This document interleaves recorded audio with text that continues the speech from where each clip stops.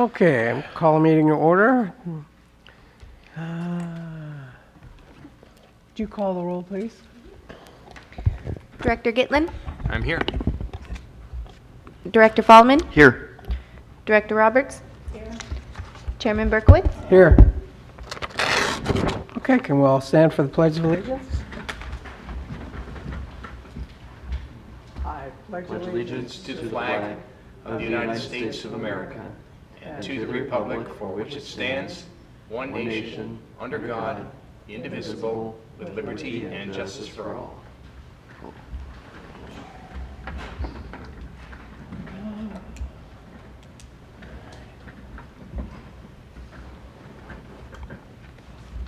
You're just in time for public comment. All right. Is there any public comment? Hearing none, we'll move to the consent calendar.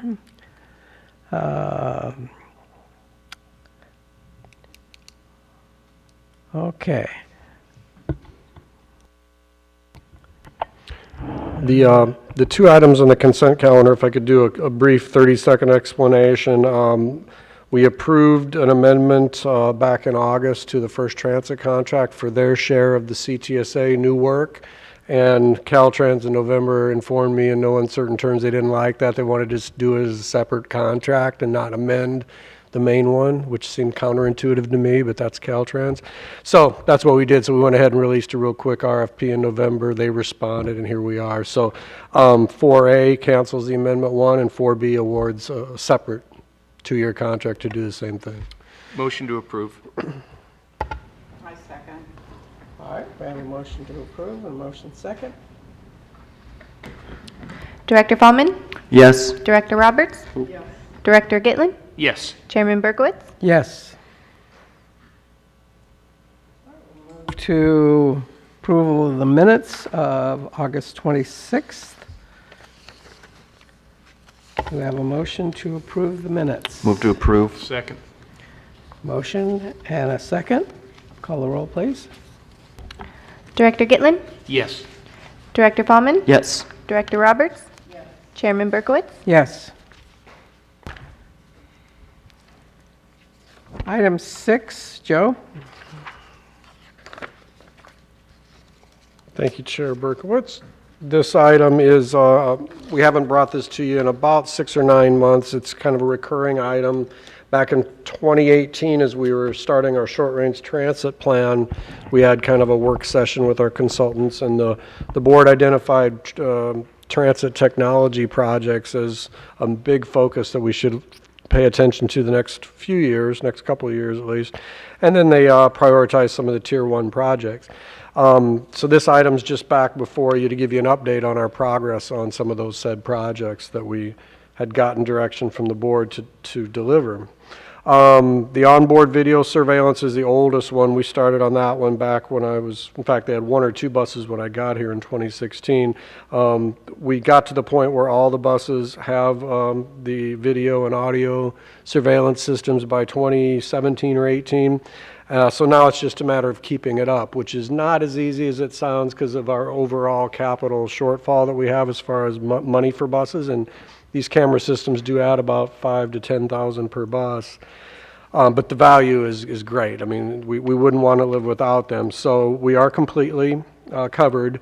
And as a matter of fact, we just procured, we fell into some used versions that were retired by an agency that we have contacts at that match what a bunch of our generation cameras are. So we picked up some spares from them just for the cost of freight, which was good, which will help keep our cameras going a little longer.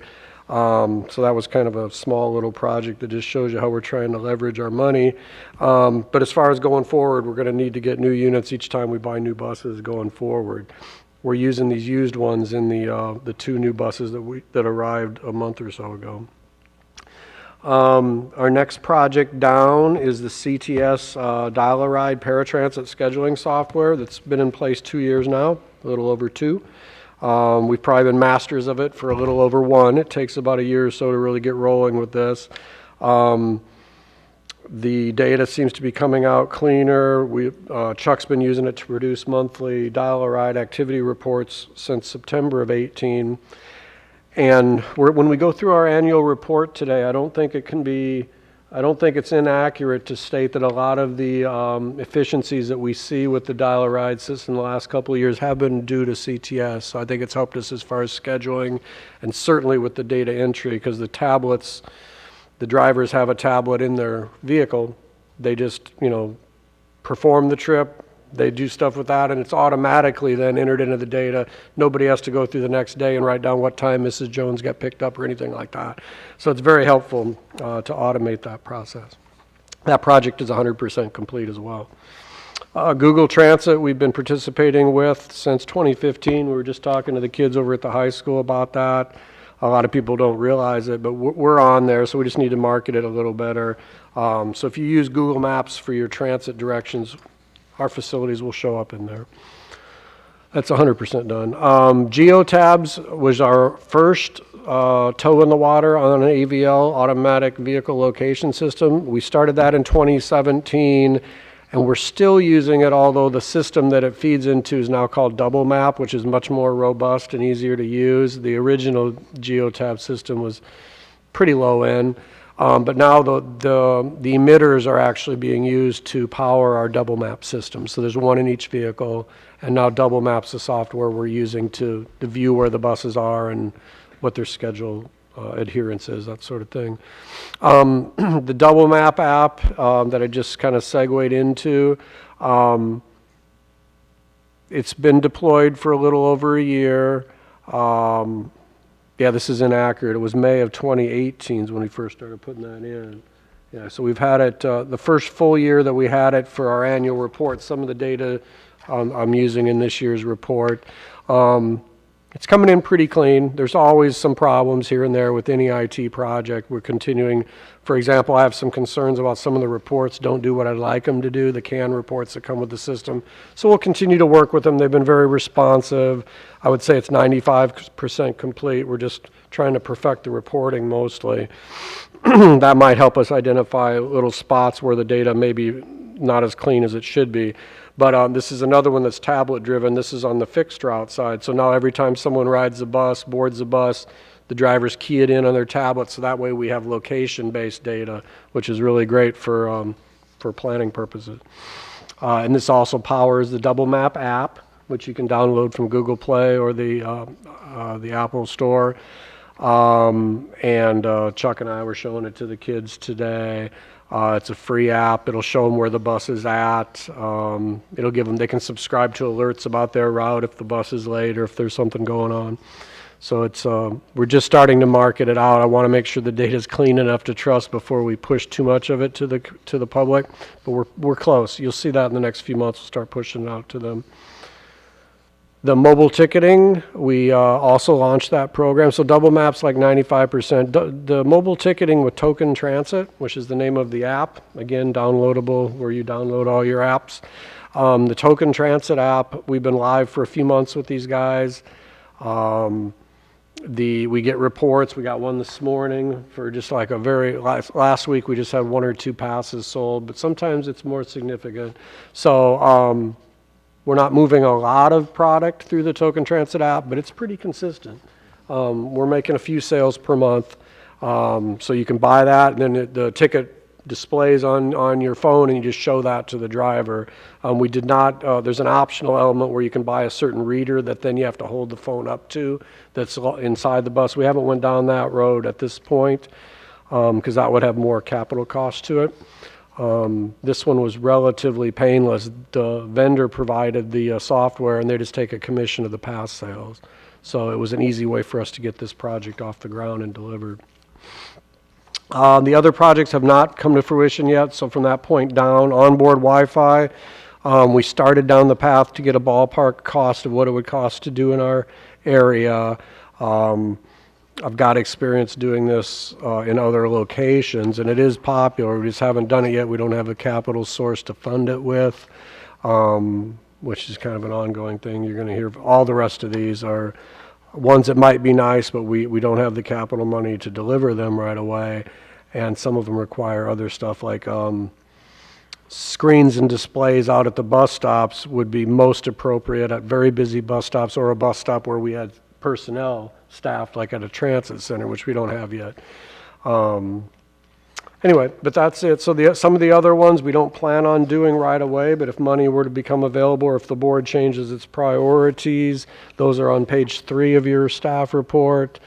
We don't have a dashboard per se. That would be a software that collects all our metrics and presents it to me or you, the board members, for a real quick look on how we're doing. Those are very nice, but we don't have the money for that right now, and we have not purchased it. Automatic passenger counters, which are the laser beam counters that are mounted in the door of the bus. Especially you see it in trains where there's proof of payment and stuff. It's the only way they can count passengers that way. But we do not have it in our double map system. Our ridership count's being generated by the tablets that the drivers interact with. Electronic fare boxes, we don't have either. They're a maintenance burden, they're expensive, and we seem to be doing fine with the simple drop boxes. Any questions on the technology update?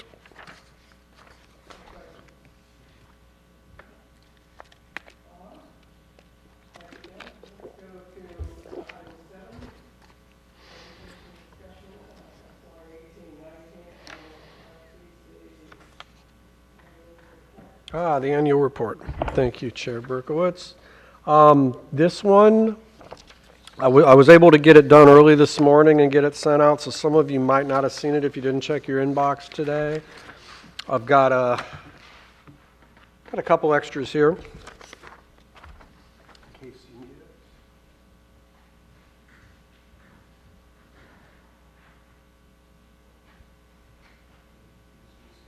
There's not much different. The report itself wasn't in the original packet because I needed the weekend to work on it. The news is generally very good, finally. The last 2 or 3 years, the annual report's not been a happy topic. This year's is better. So our service was a hair less than the year before.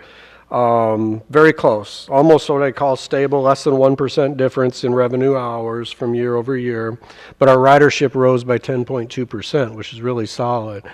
The dollar ride activity stayed calm and stable, which is good. That allows us to spend our money on fixed route. The beneficiary, most of that ridership increase, well, it was across the board, but much of it fell to the Crescent City local routes, which are up a total of 13% cumulatively. Routes 1 and 3 really increased their ridership by about 30% apiece, which is interesting because 1 and 3 had been much lower ridership in the past than the 2 and 4 pair, that they're interlined. So, for example, when a 1 comes back from its run, it becomes a 3, and they do that all day long. Same with the 2 and 4. It goes out and does a 2, a half hour later does a 4, flip-flops. That way, if you're going on, if you know the system, you don't even have to change buses that often. Joe, what do you attribute the increase in ridership to? That's a good question. I think it's partly our emergent partnership with the colleges, which was in place last year. This year, it's been expanded to beyond college. But I think that certainly had something to do with it. We've spent a lot of time in the last 2-3 years fixing our routes and making them perform better. Our reliability and on-time performance is way better than 3, 4, 5 years ago. That probably has something to do with it. And also the fare restructuring that we did 2-3 years ago, I think there was just a delayed response to that in many cases because it made no sense for ridership to keep going down after we slashed fares like we did. But it still happened 2 years ago. But now I think that has caught up, and now people are enjoying the more affordable fares and the better variety of passes that we have for them. So I think that's kind of a combination of those 4 things. If you look at the Route 20, which is the regional route, our biggest regional route that goes down to Arcata, up to Smith River, based here in Crescent City, that route has, that was the only one that really had a big change last fiscal year. That was when we took that late night trip that was running down there, getting back about midnight, arriving in Arcata about 9:30, 10 o'clock. We took that and made it a midday trip. pushing a year and a half ago now, so that was right at the start of fiscal year 18-19. And I think that had a lot to do with the 15% increase on that route last year. That night, there's just more demand to travel around here during the daytime than there is late at night. Of the routes individually, the Route 3 was the star at 31% increase. That's the North Crest route. It's kind of our most linear route. All the other routes we have could be described as loops. The Route 3 is more linear, north-south from Cultural Center as far out as we go out now to Community Assistance Network to turn around. A year ago, we didn't go that far without a request, but that route rose by 30%.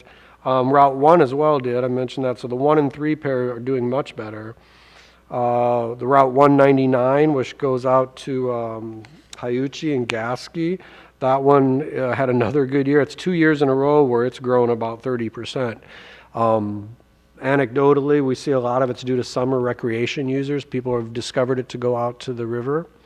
But there's probably more to it than that. But yeah, that's been a big help for it. So it is busier in the summer for sure. The Route 20 was 15%. And yeah, so system-wide we end up at 10.2. This year I'm trying to morph the format a little bit so that the report, for those of you that can have one to take a look at, it still looks about the same as it has, but I changed a few things. The tables for each route are now a 3-year snapshot of the trends with all our major performance stats that us transit agencies use to measure ourselves. Before, it was like 1 year's look with a look at the year before and then a quarterly thing. And our ridership's not that seasonal, so I didn't see the value in that. So I've changed it to something I think is a little more valuable for us. Any questions? Joe, we have some of these routes that are not as productive as others. In fact, they really lose a lot of money. Mm-hmm. Is there a way we can eliminate those non-performing routes and increase the ones that are productive? Yes, there is, but it'll require some hard work and some backbone, because even the low productive routes are serving somebody, and somebody will complain. So I mean, that's just the nature of the beast with transit. So yeah, as a matter of fact, I think I make mention into it, and one of the items is coming up today. But I'm so glad you brought that up, because of our unique situation that we built out our service to be as big as our CTA possibly could be. I wouldn't have done it this way if I'd have been with you guys longer, but we did what we did, and now we're hurting for capital money because we spend everything on operations and just hope for help from above for capital from our federal and state partners, and that's been diminishing and harder to get. So I do think we want to make a process of looking at our worst performing routes and seeing where they might need to be cut so that we can use that funding for other routes that are better and for capital. Does SB1 funds come into play here? Do we get more money because of that? Yes, absolutely. Our SB1 has caused our, it's probably brought in about $150,000 a year that we didn't have before. 100 of it is basically it doubled our STA operating, which can be operating or capital. They're flexible money. That doubled from the pre-SB1 years. It was about $100,000 a year, and that comes to us based on our population mostly. That doubled, so we're getting about $200 a year out of that. And then SB1 created a new little capital-only program called the State of Good Repair. And that's been growing a little by little each year, but we're getting about 40 or 50 out of that now per year. So yes, SB1's been a huge help. Now, we talked about utilizing some way to increase the salaries for our employees. Considering that seems to be a stable source of income, not one-time funds, that maybe we might be able to rethink what we're doing now on salaries. I agree. And, sorry about that.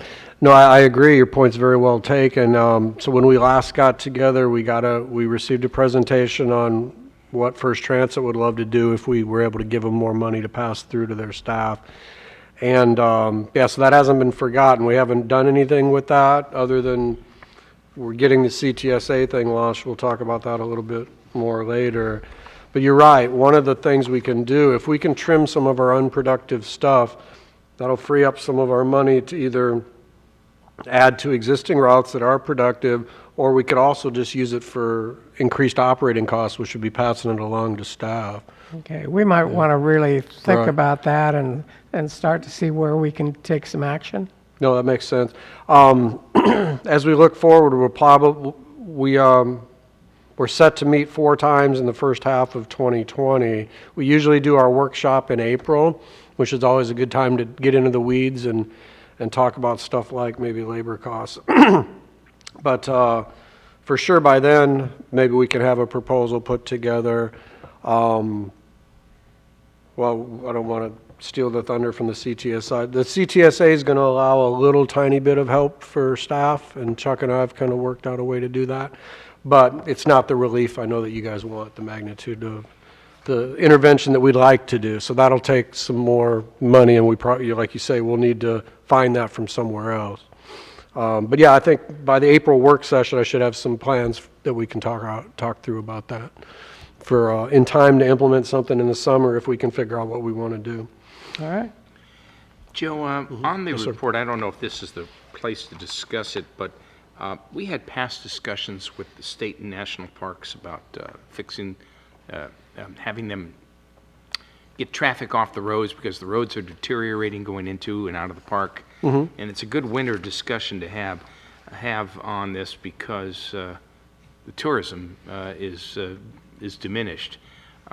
Have we pursued that, or do you have any additional discussion items to share with the board with regard to perhaps partnering up, let them fix up the roads there, and then we can perhaps deploy service into, get people out of their cars and into the parks via our RCTA vehicles?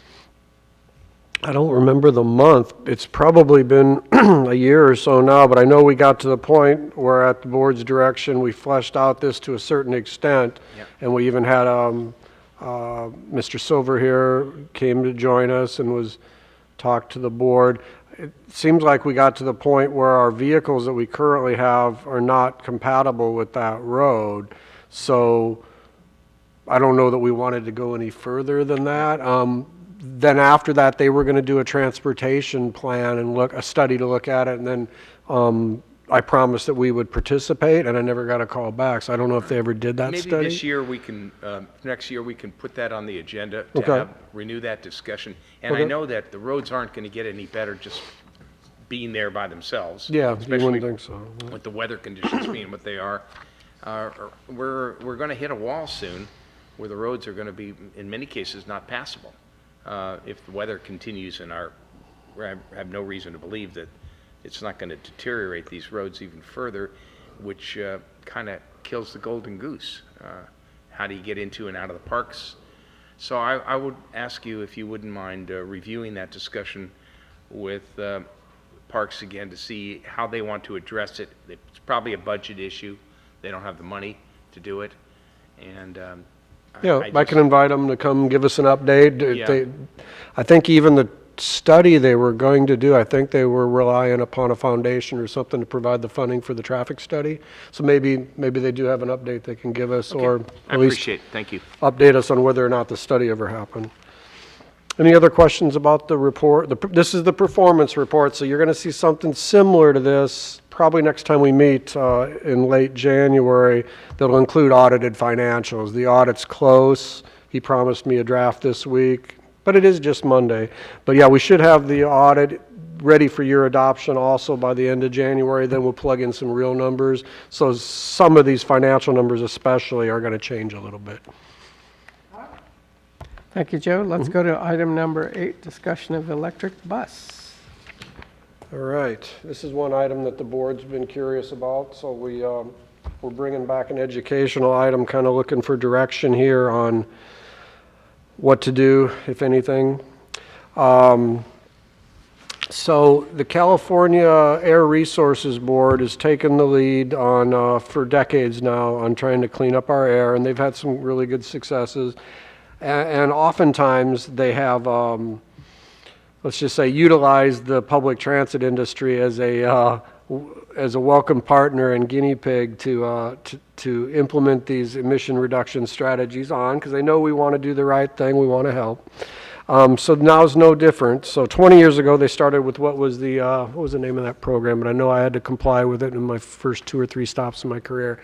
That was very successful in getting diesel engines off the road, getting them cleaned up to ultra-low sulfur diesel fuel with the diesel emissions fluids that we see commonly at gas stations all over the place now. A lot of that, wasn't in place until those Air Resources Board regs came on around the last part of the decade of the last century.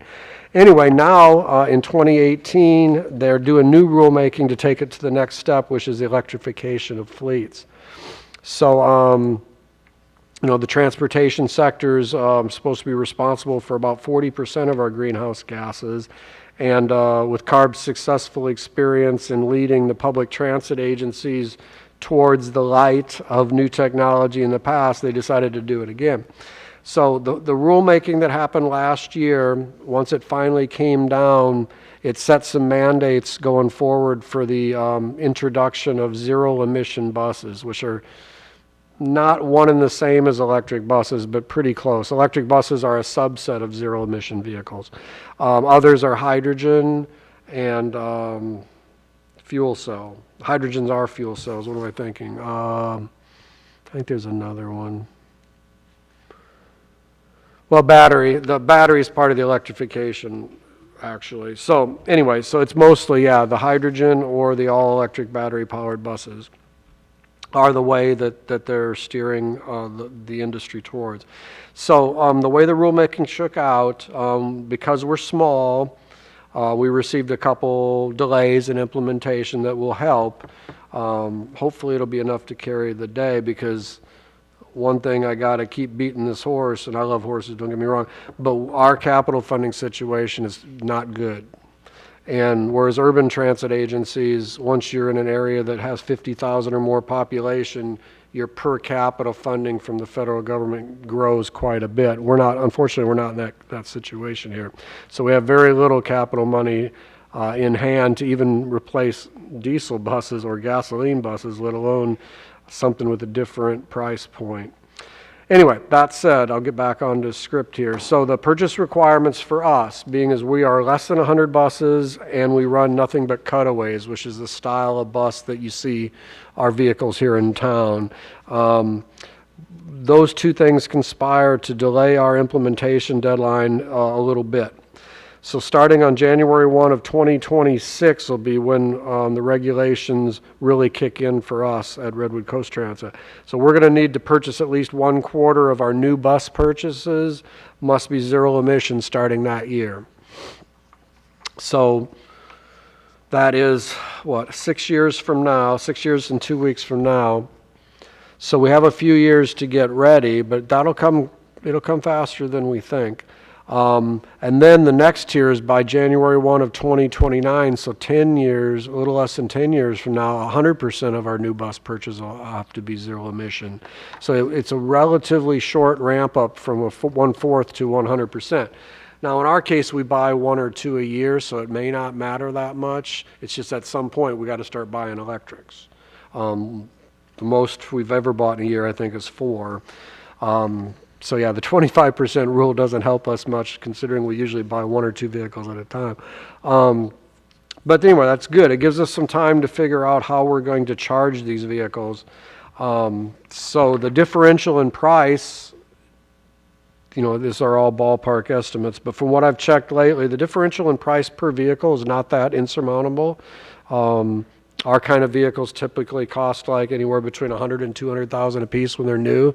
They're the cutaway vehicles. That's why we buy them. They're cheaper. Usually looks like the difference is only about 10% in those. So 10 to 20,000 more and you can get an electric bus, which is great. The The pitfall is you have to be able to charge the electric bus. So we don't have that infrastructure in place at our yard yet, or anywhere else. Mostly, these vehicles will charge best if they're charged overnight in their parking spot at the yard, to where when the operators come in after a day of work, they plug in the vehicle in its charger, and it charges slowly overnight where the rates are cheapest, and then they go run it during the day. And that should work pretty good for us in general.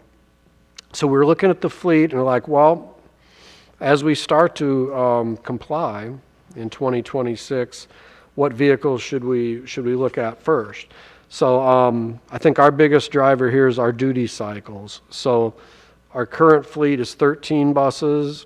I hope someday maybe we can get it down to 12, but at the current service levels, it's got to stay up there in that area somewhere.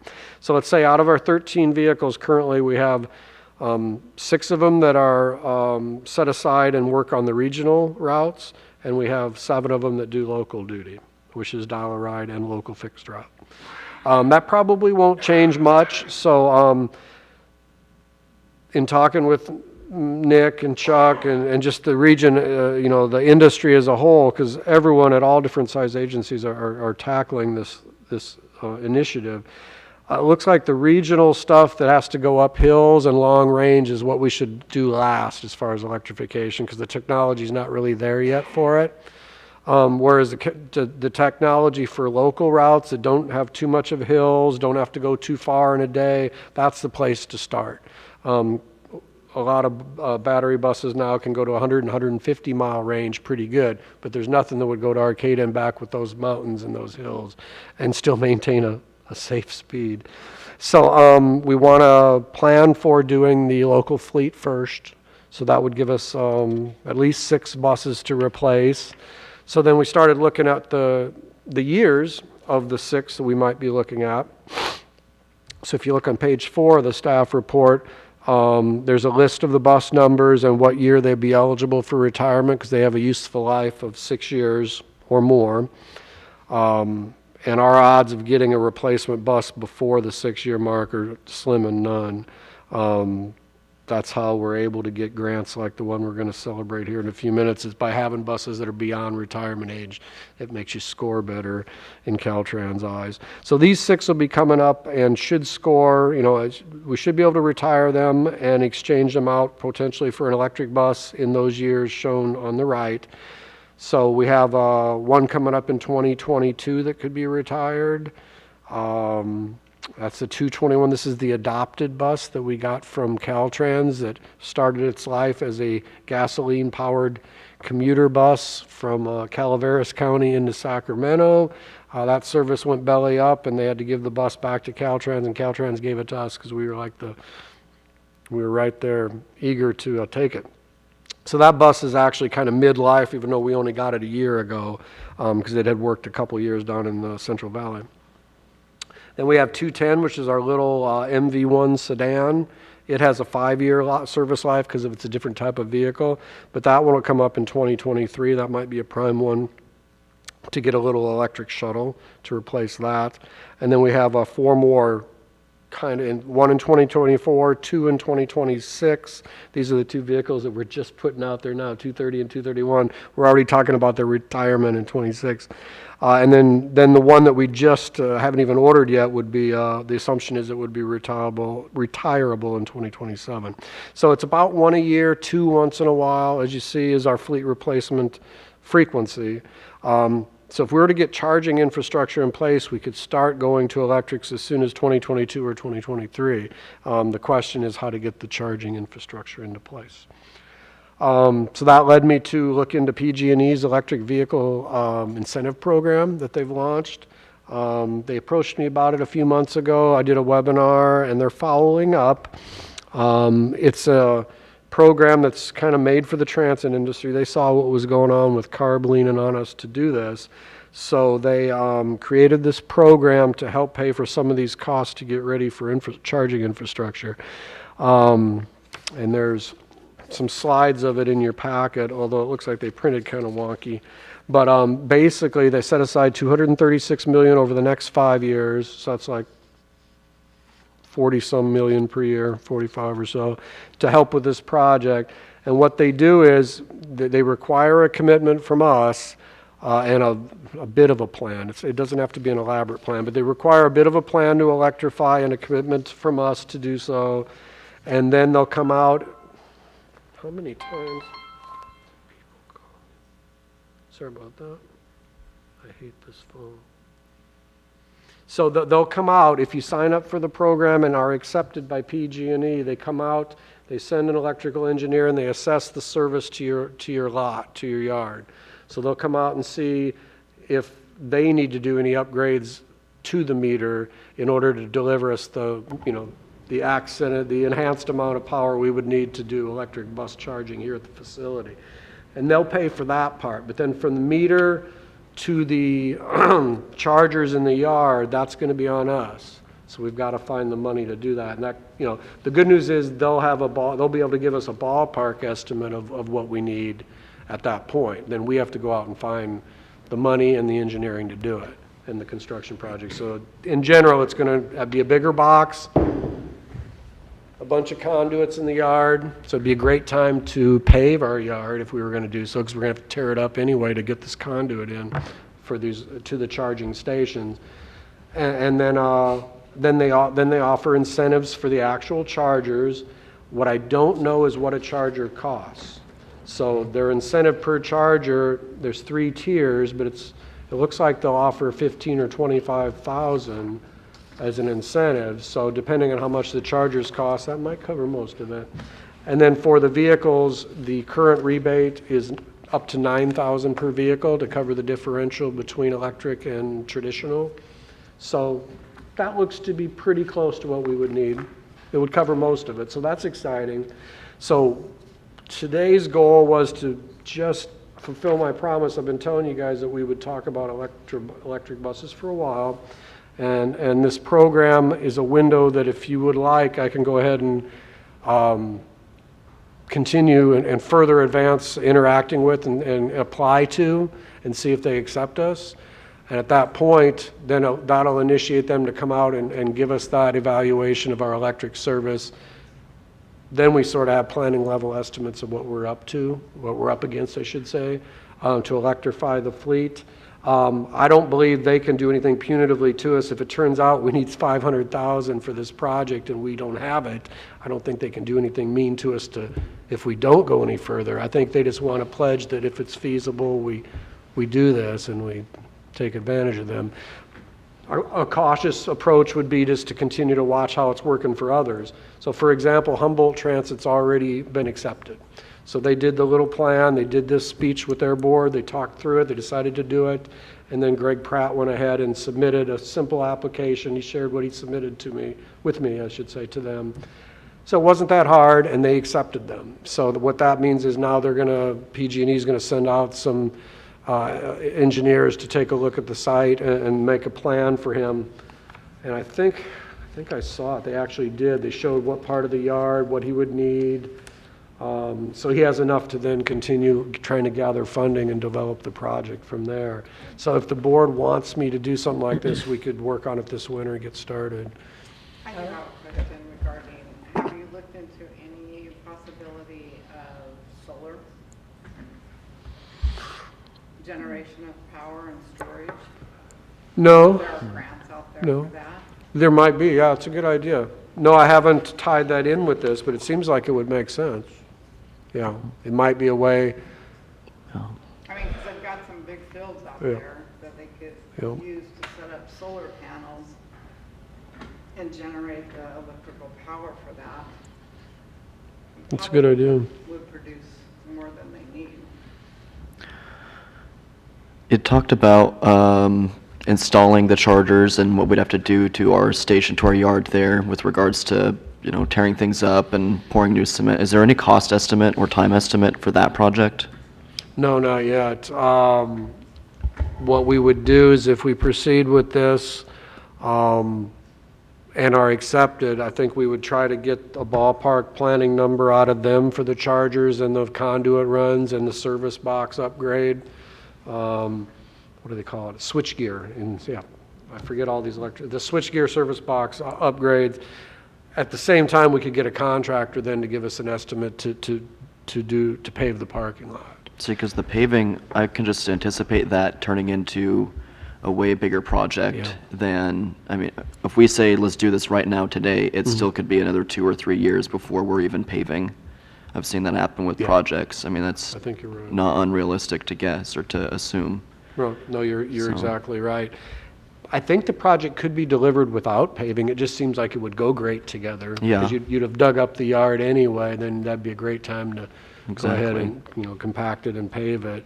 But right now, for example, we just spent a fairly pretty penny. We're expanding the gravel to make it a much nicer parking area, move the buses over closer to the dispatch window. We're going to be faced with kind of refreshing that every year, so at some point it would make sense to pave. Right. This window might be it. Joe, this is a pretty harrowing project you have coming up. I mean, there are a lot of things as you convert from fossil fuel to clean energy. There's also a training component. You're going to have new personnel that have to be trained in how to maintain an electric vehicle.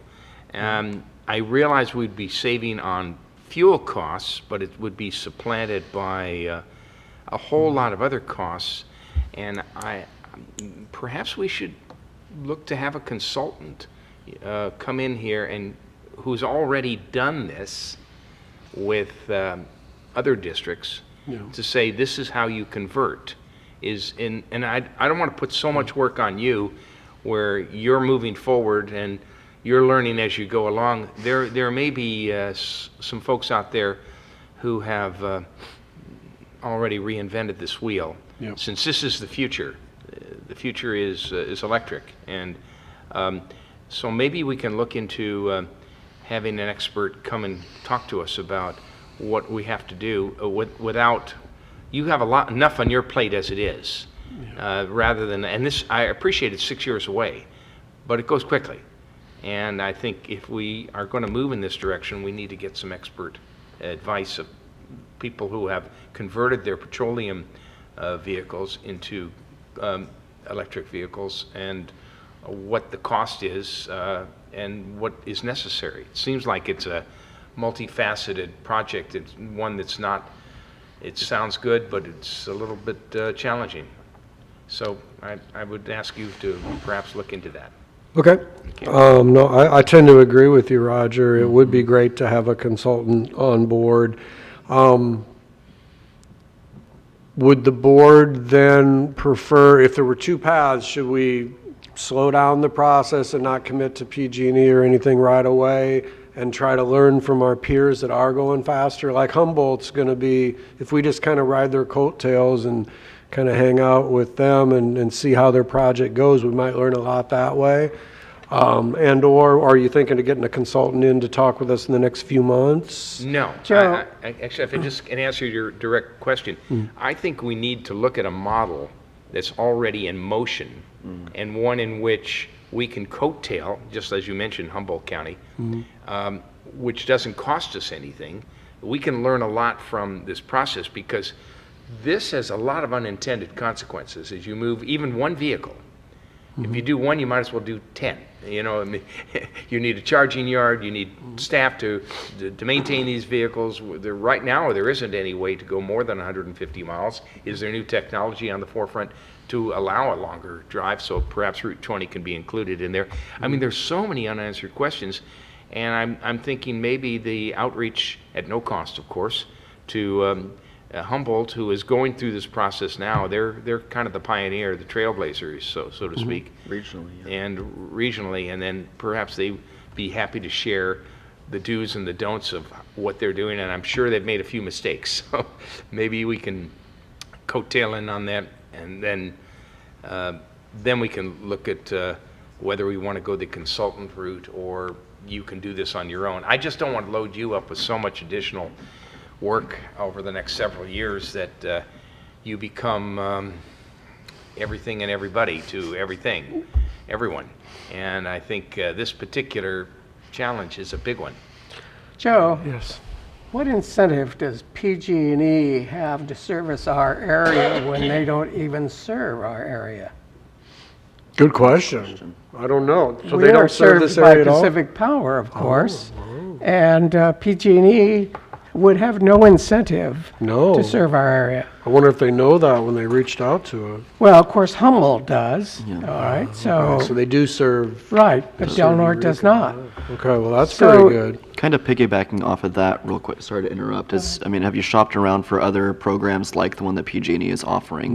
No, they were the first one. They've been very aggressive. Okay. Statewide, them and SoCal Edison, but Yeah. this is I'm so glad you mentioned that. It probably doesn't. If this is not their lines. They have something. Yeah, that's what I'm getting at. My husband and I have don't think solar, so. and they have a lot of incentives for solar. So it's Pacific Power here that, okay, let me reach out to them. Reach out with them and mention the program that PG&E has for the areas served in California.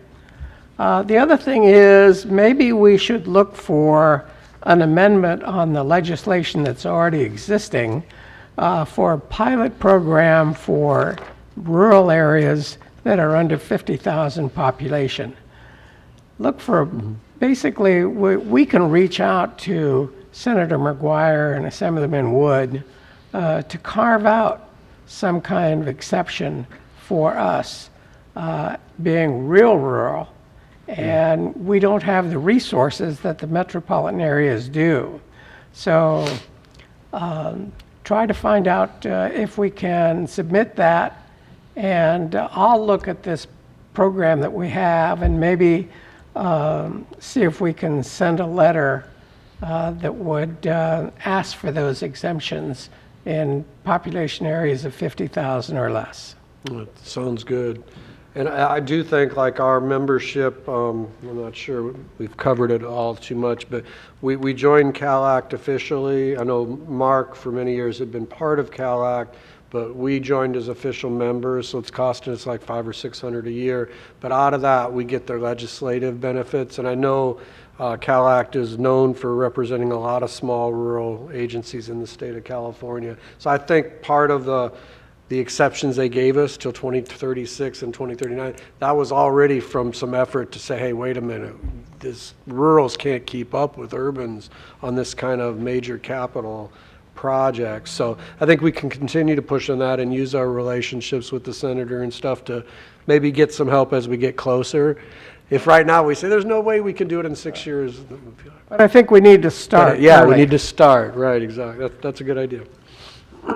Okay, so what I'm hearing then is don't jump in with PG&E, contact Pacific Power and see if they've got something like that. Tell them about what PG&E is doing, and then continue working closely with Humboldt on how their process unfolds.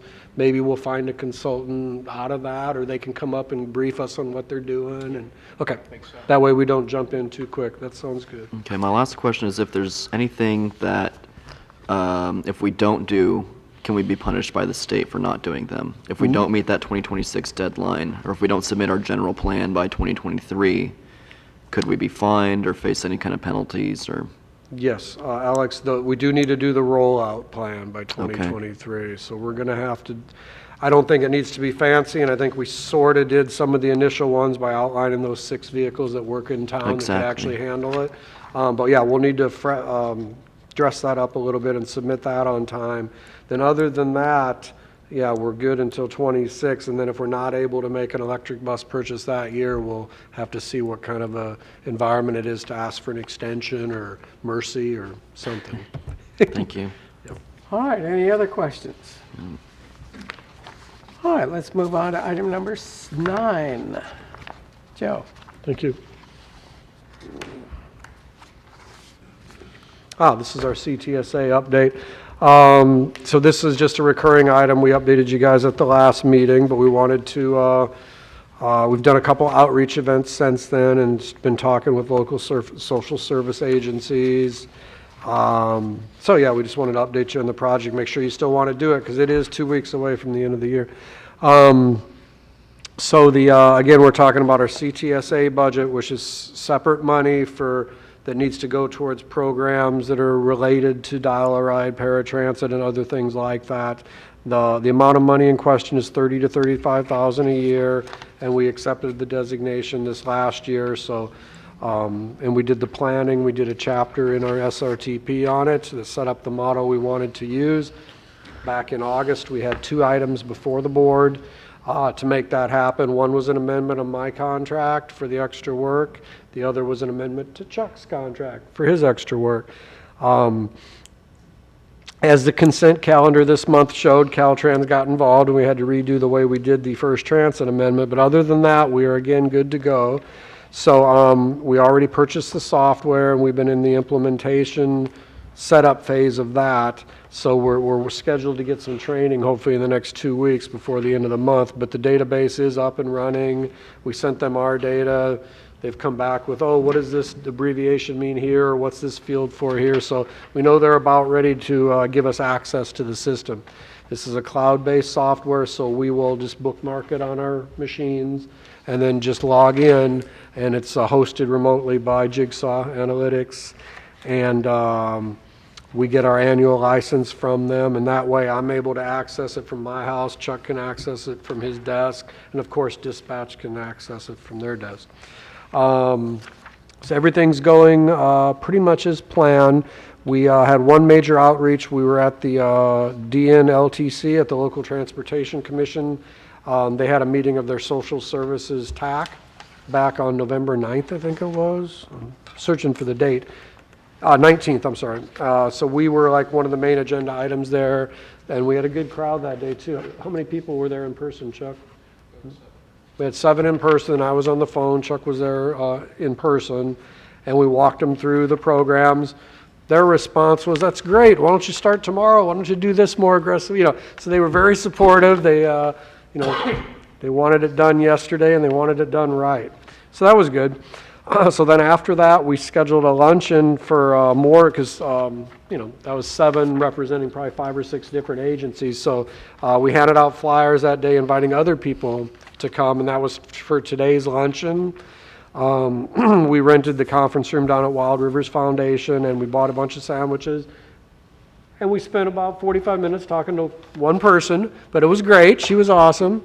So she, Donna was her name, and she came from the Health and Human Services. That's one of our key ones that we want to make sure is engaged and involved. So she was real happy to work with us. And she's, so she left with all the information she needs to tell her cohorts. They're at DHHS. So that was good. It certainly would have been nice to have a few more people.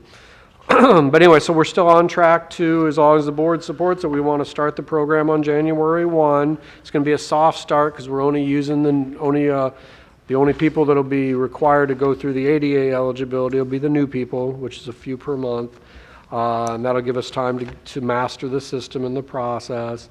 The one question that came from the social services TAC, they're like, oh, don't wait a year to recertify all the people that are riding today. Do it right away, or do it 3 months from now, some aggressive timeline. Chuck and I just want to remind you guys of how much other stuff we want to do.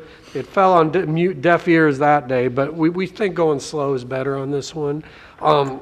Here's the way I would recommend is that we wait a year and do the recertifications in 2021 after we're all very good and polished at our jobs in this program. And that way 2021 will be busier because we have the new ones that come to us in 2021, which is 5 or 6 a month, whatever. Plus, we'll go through the recertifications over the year, which we've got a couple hundred to go through in the database of people that are already using the service.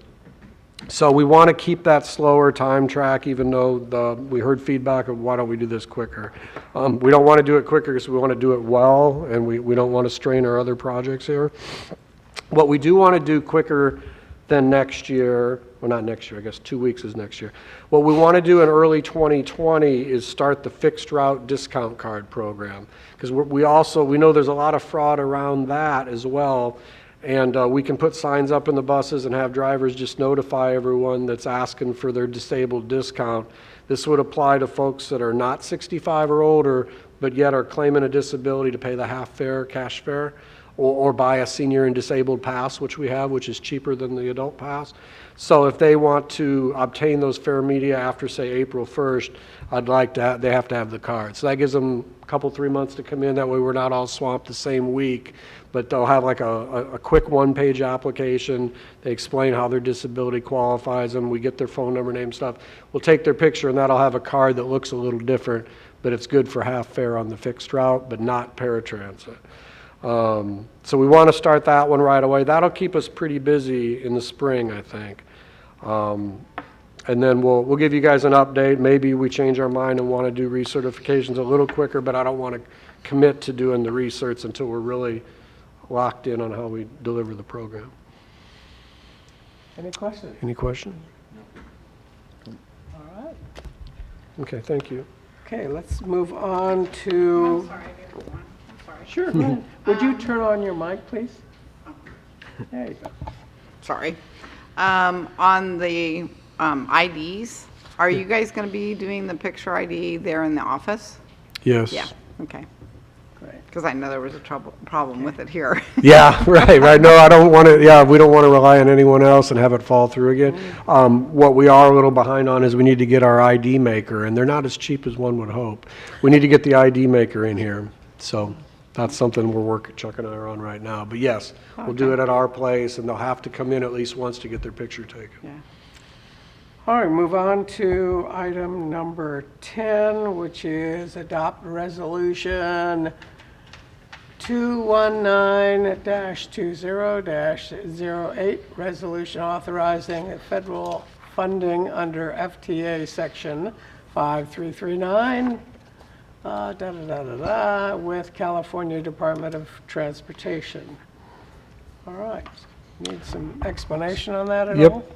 I'd be glad to. This is the good news, generally good news. For sure, it's always good to get money. So this is the news that broke a couple weeks ago, that we were awarded from a federal discretionary pot of money that we really didn't expect to get.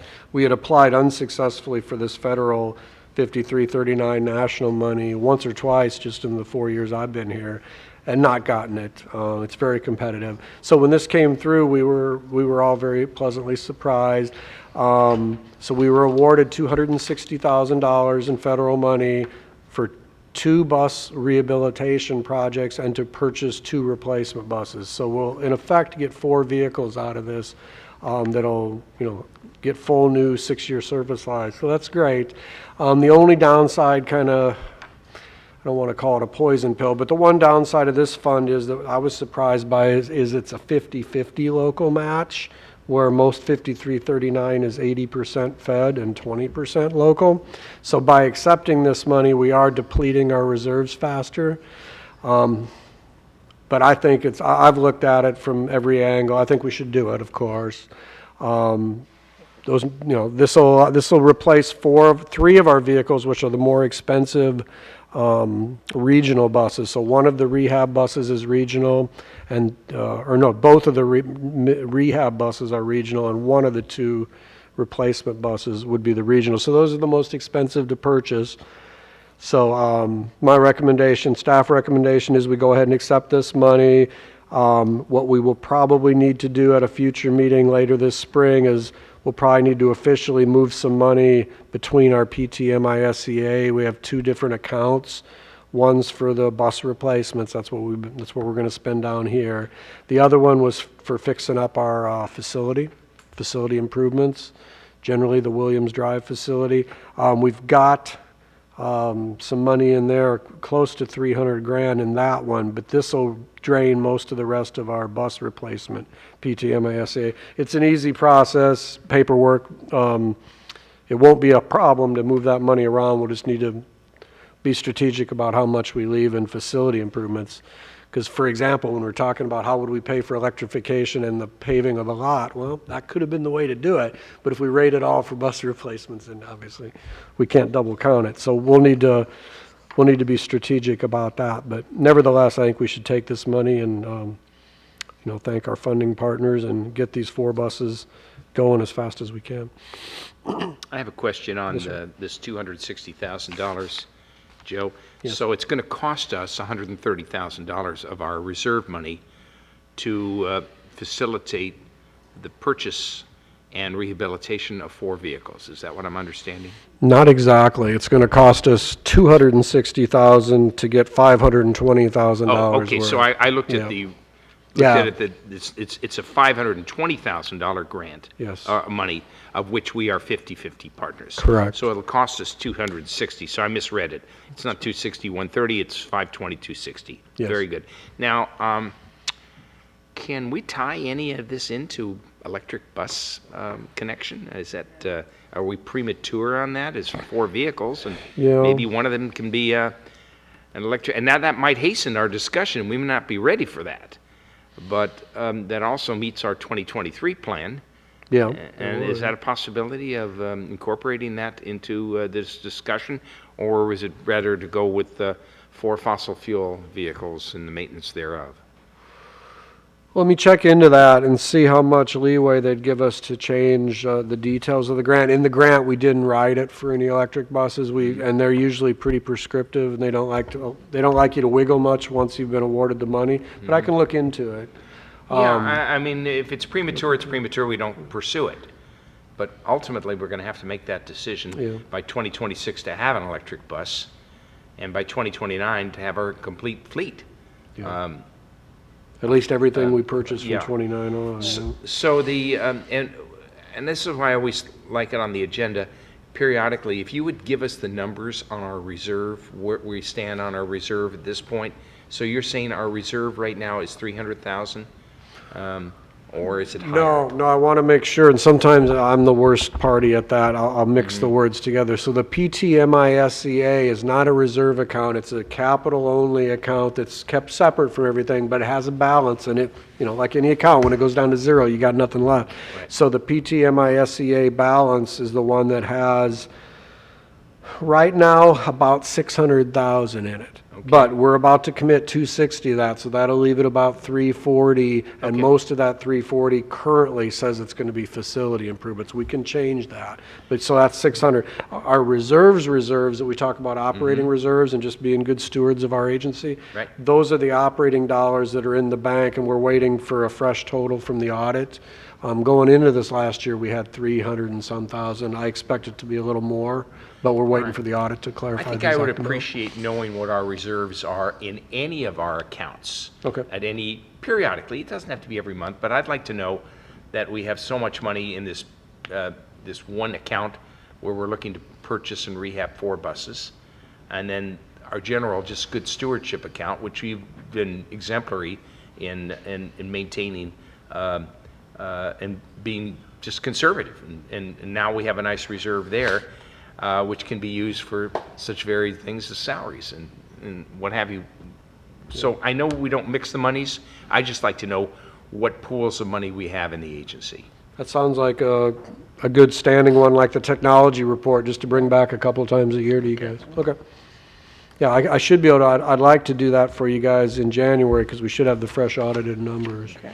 I've been kind of holding off. Well, on that basis, I'll make the motion to adopt 2019-20-08 is the resolution authorizing the federal funding under FTA Section 5359 as presented in your recommendation. I'll make that motion at this time.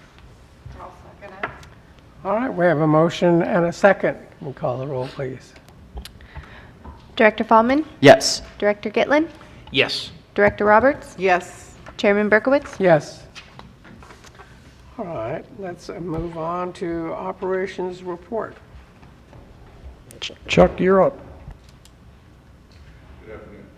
Afternoon. Well, we'll start out with the challenging part. Let you know that we've had quite a few significant major mechanical repairs this fall. It's been a bit challenging there. We've had 2 buses we've even had to send off-site to get repaired, and one we're still struggling with. It's been down for quite a while with emission systems issues. And then after we get it fixed, then we still have to get it reprogrammed so that the computer in the bus knows that it's been worked on. So that's been a challenge. It's cost us more money than we expected, and it's taken a lot of Nick's time and been challenging. But we've worked our way through it. We've managed to keep up operations. We've met, the contract for keeping the buses moving in the right directions. So we're hoping that that's getting ready to turn a corner, and we can catch a little bit of a breath and get caught up on some of the other side things that we would like to be doing. One of which Joe referred to a little bit ago in the reconfiguration of our yard at our location. We want to basically move our buses where we park our outside buses to where our employee parking is now, and then move the employee parking over to where we have the retired buses, and then move the retired buses to where we have our regular buses at now.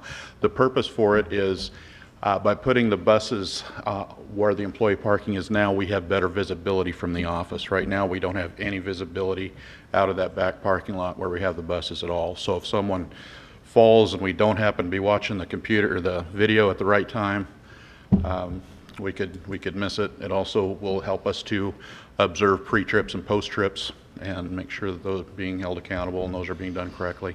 And it's just, the biggest thing is safety, and also not have to walk as far to get to the bus, which will save us time and cost in the long run.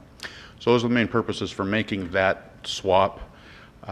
Putting the employee parking where the retired buses are now, instead of just making that swap, it still keeps them where they don't have to go in and out of the yard much. They're kind of right there, in and quick. They'll have to walk a little bit further, but not as far as if they would if we were just to swap the buses. So it just seemed most prudent to put them just inside the gate there, where they can be in and out. And once again, if they're not driving as much in the yard as they are now, it increases our safety. So it just seemed prudent to us. We talked with Joe, we talked with First Transit, powers that be, and have gotten approval on it. Now it's just a matter of, we're planning on doing the work ourselves. So it's just a matter of getting some of these buses fixed up so we can spend the time spreading the gravel and getting things reconfigured. Let's see. Oh, our staffing needs, we are doing well. We've been holding steady, and actually we've been getting about one new applicant a week, and I've begun to put applicants on hold because I don't have enough work if I just keep hiring. It's a unique situation to be in for transportation. I do believe that the bump in pay that we were able to do has helped with that. It's also helped with the quality of our applicants, and so it's a good place to be. I wish that I could just keep hiring and keep training, but I've got a limit. So I just let these folks know that we're putting your application on hold. And if something changes, we'll be back in touch with them. But it's very unique in transportation. When I talk to my other GM friends, they're hurting for people. So that's a good place to be compared to where we were a year ago. Like last April when I came to you with my plea for more money, we were not in this position. It was quite the opposite. So it's a good place to be. As RCTA, we've had an opportunity to do a couple of charters here in the last week. We helped charter the Japanese delegation for the 4 days they were here, and I believe that went really well. Seemed to get good feedback, and we were able to accomplish what I believe they wanted to have done, so we were glad to be a part of that. And then Saturday evening, we provided a charter from Walmart to the football stadium during the game.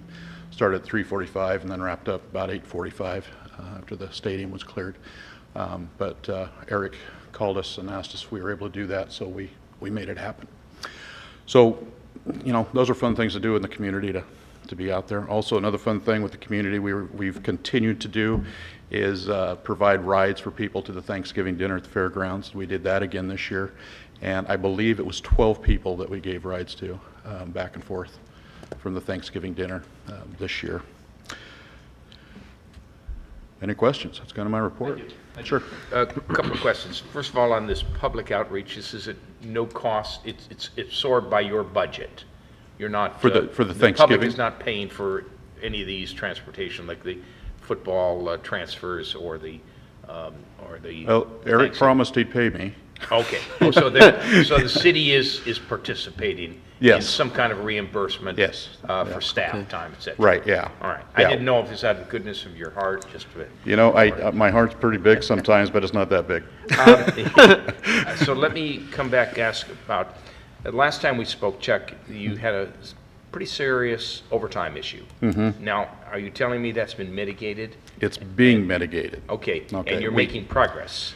We're making progress. We're, you know, by the numbers, you can't see it yet, but one of the things that Fernando's been working on pretty hard for me is restructuring our routes.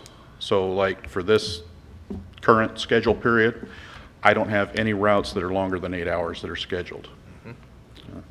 So we're, you know, we're shooting for no more than a 7.5-hour shift Right. for each shift. And before, we've had to go a little bit longer than that because we just haven't had the drivers to be able to do it. Well, I'm sure you can appreciate my concern, especially during the winter months, especially in evening hours, when someone is tired and Absolutely. is on overtime and they're driving Route 20, let's say, in a cyclone storm. Yeah. These are issues that I would say we don't throw caution to the wind on, and as long as you're making progress on it, that's all we can ask you to do. Yeah, we are making progress by shortening the shifts, and we created one that's just 4 hours that helps take some of the burden off of some of the other shifts that we've had to expect more from. So that is getting better. I'm also thankful that you mentioned the cyclone, because I should tell you that on that day we did cancel our 3 o'clock run to Arcata and our late run to Klamath that night. We did not run up over the Last Chance grade because of the high wind warnings. Yeah, I appreciate that diligence or vigilance, I should say, in erring on the side of safety rather than, hey, we got a schedule to run, or Yeah. rain or shine, we're not the post office. Yeah. But I'm glad to hear that. And the last question I had to do with in terms of maintenance of vehicles. You mentioned one problematic vehicle. So in our entire fleet at right now, is everything, except for this one vehicle, is everything up to date in terms of these vehicles are operating after being serviced properly, or are we having more than one vehicle that's being, I guess the word is mothballed until we can Yeah, solve that? they're up to date, and that's one of the things that is part of Nick's job, is staying up with paperwork with First Transit's policies. And so we're getting oversight all the time from corporate to make sure that we're 100% compliance with our services.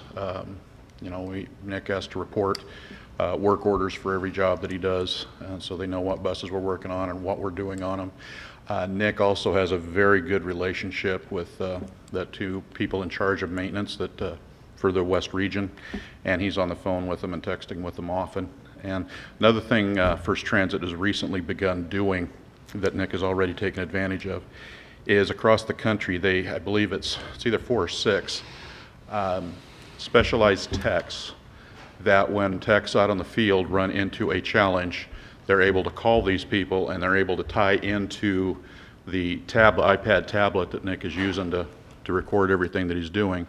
So if there's something, he runs up against a wall where he's not understanding something or something seems weird or he just needs a little extra help, he's able to get that for First Transit. But I appreciate that there are a lot of challenges that you're facing that we don't hear about. I Yeah. like the idea that you're coming and telling us that these really tough issues are being tackled and successfully. And if they're not, then that's okay too, as long as we are erring on the side of safety on these issues. yeah, I assure you that we're keeping them safe and keeping current when we put them out on the road. Thank you. Thank you. So, go ahead. No, go ahead. I was just wondering on the facilities and the changes that you want to make. Have there been changes in the last couple of years with the lighting situation? I know when I was there, lighting was really good. We did have an electrician that came by to give us a quote on some other stuff a few months ago, and then while he was there, Nick took him out in the shop or in the garage area, and he fixed some things just because he was there. So that was very serendipitous. So the lighting has improved out into the garage area. Okay, now what about over in the area where the employees are going to be parking? Because a lot of employees are going to be. Yeah, parking that's a in challenge. cars.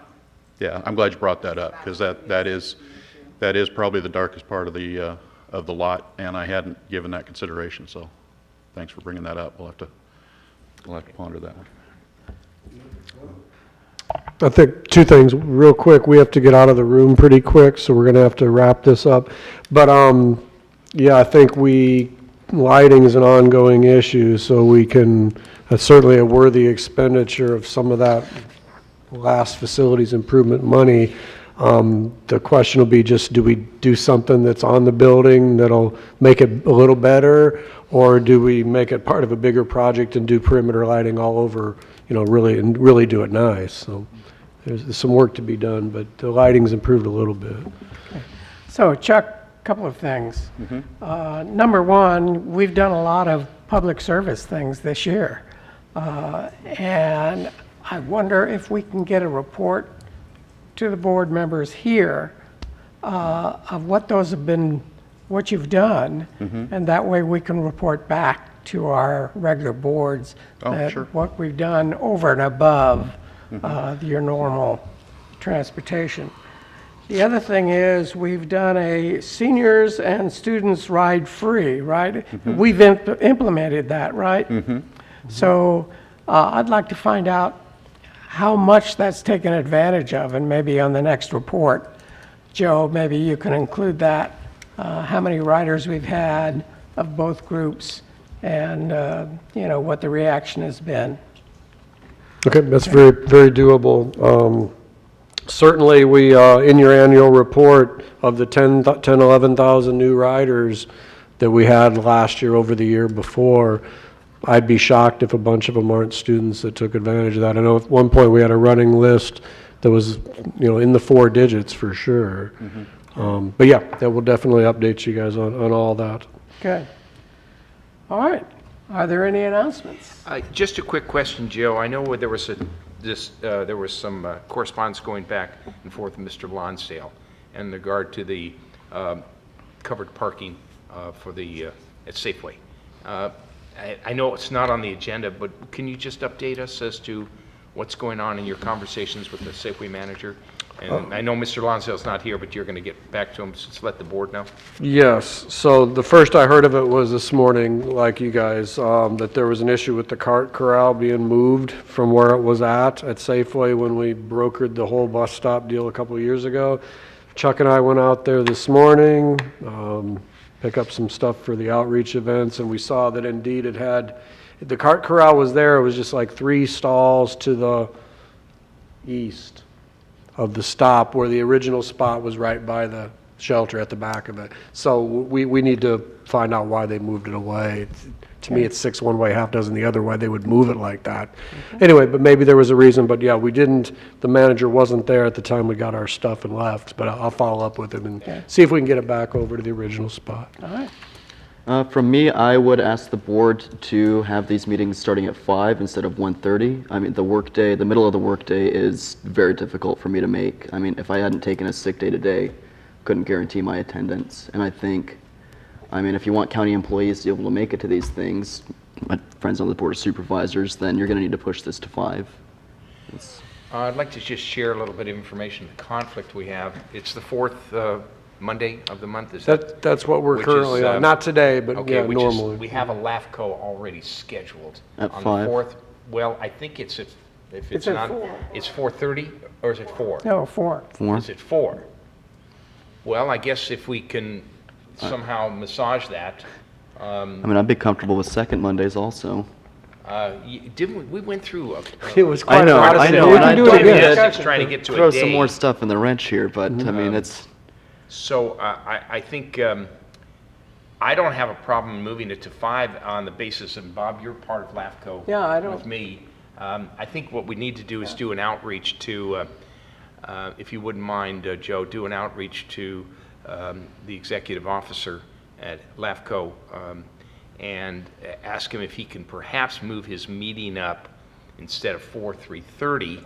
Exactly. Okay. So that would give us a full 90-minute meeting thereabouts, and then we can accommodate this startup here for this meeting. Yeah. Okay. I know we went through these. I don't have all the information I in know. front of me. We went through a lot of twisting and pretzel twisting, trying to figure out which day to do this on, including, among other days, Fridays, which I Yeah, think was yeah, we did. It not was just a real, few months ago. real Yeah. popular. But if you can reach out to LAFCO and see if we Okay. can move that meeting up, it is on the 27th, which is the same date. Okay. But it perhaps started a half an hour earlier, that might accommodate you. Yeah, I appreciate the considerations, Okay. gang. I like being on the board. I hate having to miss these. Yeah, no, we want you to be here for sure. If we can't move them up, would you guys entertain 5:30? I don't know what's behind us. I'd have to check with Kylie, but 5:30 be okay? That's okay with me. I mean, yeah. The LAFCO meetings, they go anywhere from 45 minutes to about an hour, hour and 15. Okay. So 5:30 would probably be fine. The LAFCO meetings aren't usually that long unless they're doing like an annual report, Yeah, and I think if we just touch base with LAFCO and ask George if he would mind moving that up, I wouldn't have a problem doing that. And Okay. Bob, would you? Oh, thank you. You have no problem going a half hour earlier No on LAFCO? problem. No. So, With that. I think it's just, who else sits on LAFCO? It'd be, Greeno and InScore, I believe. Yeah. And then whoever their fifth person is. sometimes it's Countess, but I don't know if he's doing it right now. He had an alternate for the last few, so.